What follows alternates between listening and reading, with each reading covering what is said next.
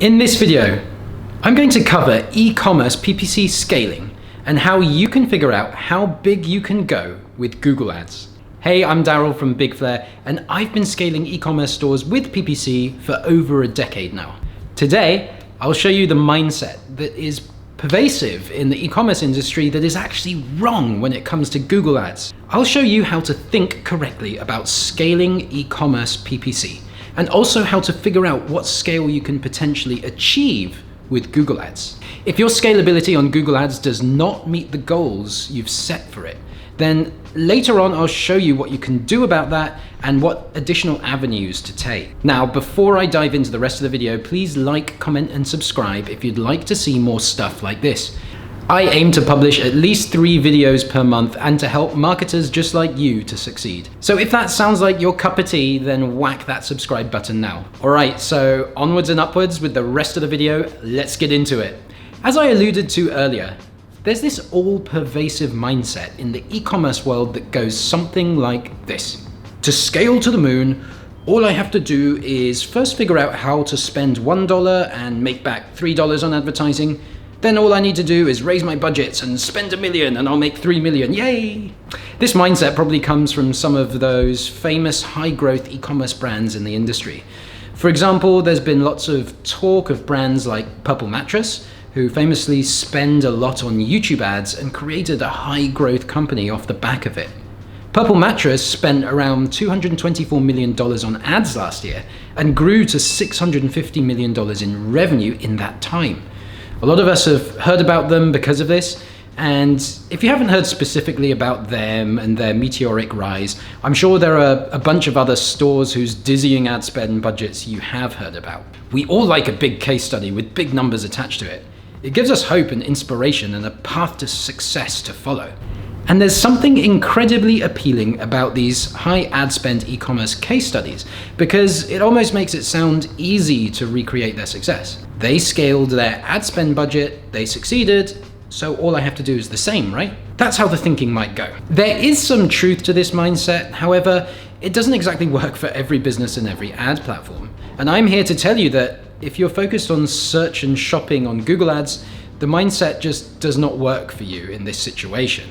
What this means is that just because you figured out how to spend $1 and make $5 on Google Ads, that does not mean that you can now just spend $1 million and make $5 back. And whatever ad spend on Google Ads you heard some other company spending, don't use that as a benchmark. Just because some other company in some other industry spends a lot and makes a lot on Google Ads, that doesn't mean you can too. The reason why the mindset doesn't work on Google Ads is because Google Ads sits right at the bottom of the IDA funnel. As a reminder, IDA stands for awareness, interest, desire, action. The thing about Google Ads is that it catches people in the lower half of the funnel when they are in the desire and action phases. Remember that with Google search and shopping ads, you are only going to be targeting people who are actively searching for what you have. That's the biggest pro and the biggest con of Google Ads. Because you are targeting people who are searching for what you have, they necessarily must fall into the lower parts of the IDA funnel. After all, if they have no awareness or interest in your stuff, there's no way they are going to be searching for it. It's because of this that you can't just spend more and make more on Google Ads after you've hit your search volume caps. No matter how much you spend on search and shopping, the total volume of people searching for your stuff does not change. Now, that's not to say you can't grow and scale your Google Ads. There may be tons of search terms happening every day that you have not tapped yet. And if you haven't tapped those terms, you have growth left in Google Ads, if you find and target those terms. And most businesses whose e-commerce PPC campaigns I audit have not fully maxed out every relevant search term for them. But what it does mean is that once you have fully targeted every relevant search term in your niche, spending more on search and shopping just doesn't work. It just doesn't scale anymore. If anything, at this point, you want to figure out how to spend less whilst still getting the same impression shares and clicks. Hang on till later in the video when I will tell you how to scale past this bottleneck in your e-commerce PPC. For now though, I'd like to give you a quick and dirty method you can use to estimate just what size you can scale to using only Google Ads. Alright, so what I have for you here is my quick and dirty, easy method to get a very, very rough estimate of the potential size of the search market for your product. So what you want to do is go into Google Ads and you want to come to the keyword planner, which you can access by going Tools and Settings, Keyword Planner. Once you click on that, you'll come to this screen here and you want to discover new keywords. And now you want to just punch in some of your bullseye keywords. And I'm just going to do this for an example product. I'm going to pretend that I am selling iPhone cases. Make sure that the correct country and language is targeted. Punch in your bullseye keyword or bullseye keywords. You can actually do multiples there, so you can punch in a few bullseye keywords and then get results.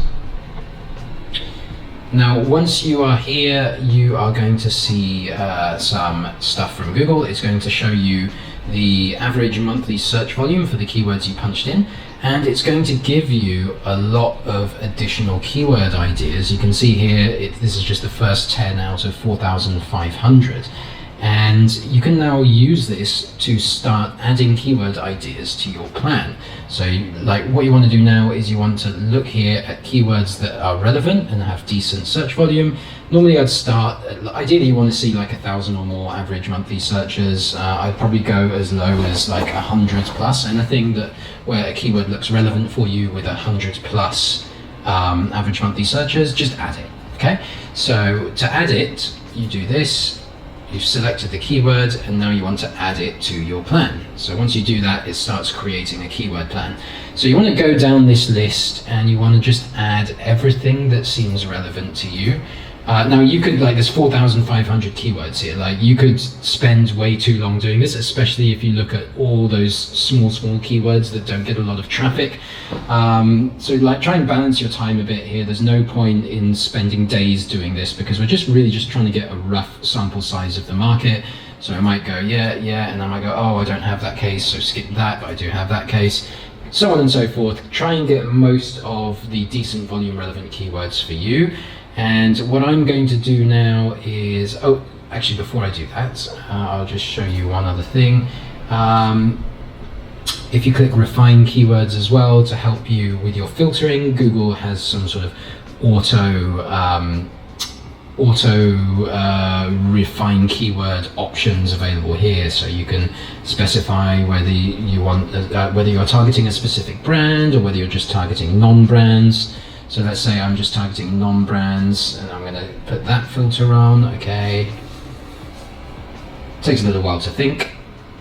Okay, so I just want to show you this idea really quickly. So I'm not going to be very selective in these keywords. I'm just going to select these 1,000 keywords here, these 1,700 keywords here, so that I can show you the next step.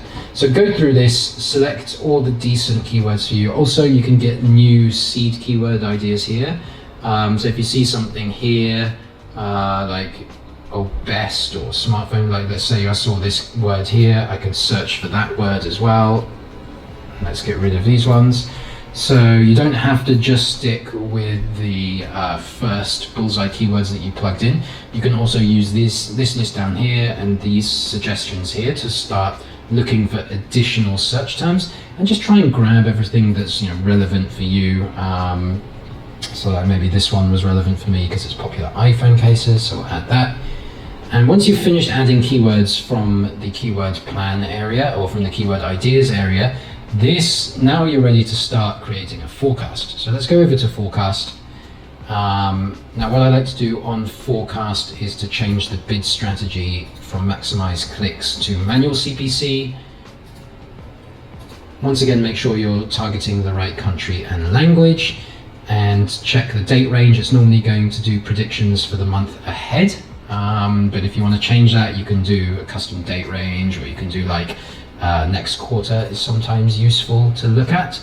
And what you're now going to get, it'll show you the keywords here, this list can get a bit long. I normally just like to select add groups there just to make it a bit smaller and more easily see this stuff down here. It's going to tell you a forecast for what devices you're going to be on. It's going to be a lot of mobile traffic. No surprises there, seeing as the keywords were about iPhone cases. It'll give you a forecast over the next year as well. So Google tries to factor in sort of seasonal trends and forecast those into the year ahead. And it'll give you an idea of what locations are going to be huge for you.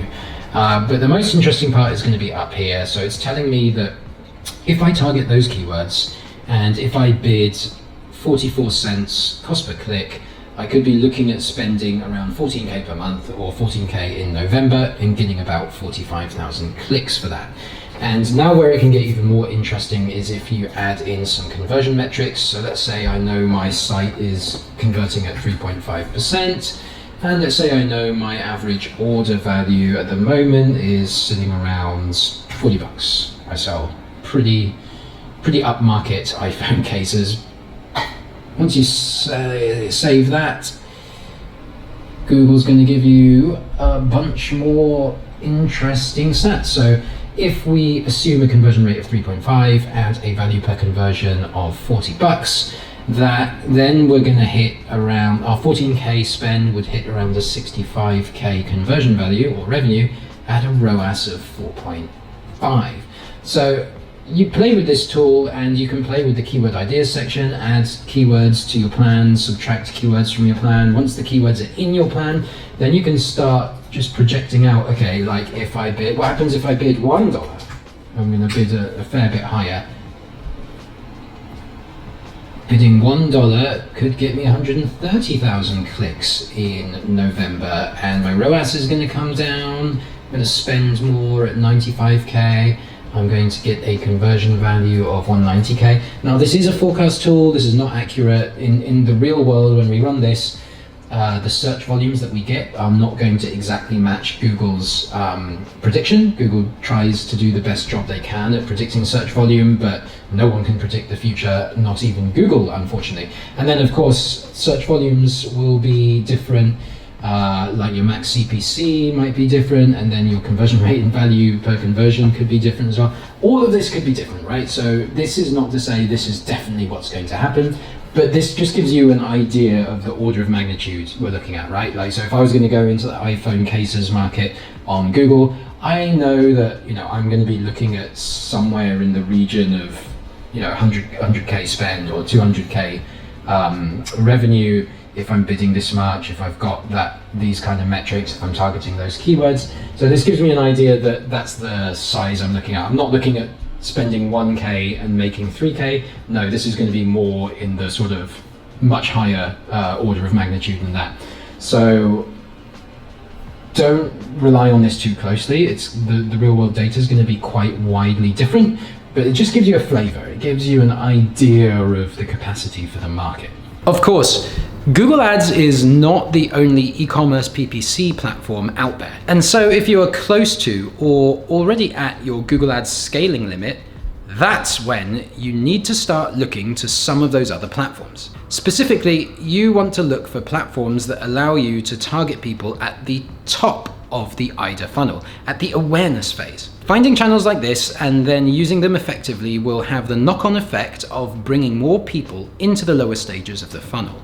And thus, you'll get more people searching for your stuff and more sales in Google Ads as well. The 800-pound gorilla in the room of awareness channels is, of course, Facebook ads. But increasingly these days, there are other amazing options for e-commerce stores. YouTube ads has been getting better and better for e-commerce over the past 2 years, and its targeting and creative options are now at the point where I think if you are successfully spending X dollars on Facebook ads, you can also successfully spend that same amount on YouTube ads if you invest in creating the right videos. Facebook ads and YouTube ads are the two biggies when it comes to awareness-focused online advertising channels, but don't let that stop you from investigating Reddit ads, Quora ads, Pinterest, TikTok, influencer marketing, and all the other potential options out there. There is no silver bullet, no magical combination of platforms that works for every e-commerce store. Instead, you have to know a bit about the ins and outs of each platform and understand whether that is relevant to you. For example, Reddit and Quora are great for niches where a lot of questions are asked online. Pinterest is superb for visually appealing products that broadly target most adult women. TikTok tends to be a younger audience, and influencers can work great if your industry has a lot of influencers operating in it. So the message here is that when you want to scale more and you think you have hit your cap in Google Ads, branch out to other platforms that make sense for you. Research and understand those platforms from the high level first before getting into them. Not every platform works for every business, so spend your marketing budget wisely on the collection of platforms that you think will work best for your biz. Scaling e-commerce stores is hard stuff. As you know, it's not as simple as spend more, make more. If you need a guide to help you navigate this journey, then please consider dropping me a like, comment, and subscribe below. My goal with this channel is to help as many e-com businesses scale to their next growth milestone as possible. So if that sounds good to you, please subscribe now and join me on this journey. My goal with this channel is to help as many e-com businesses to scale then to something or other. So now there goes the screen recording, and then we come back here. Okay. My goal with this channel is to help people. No, wrong again.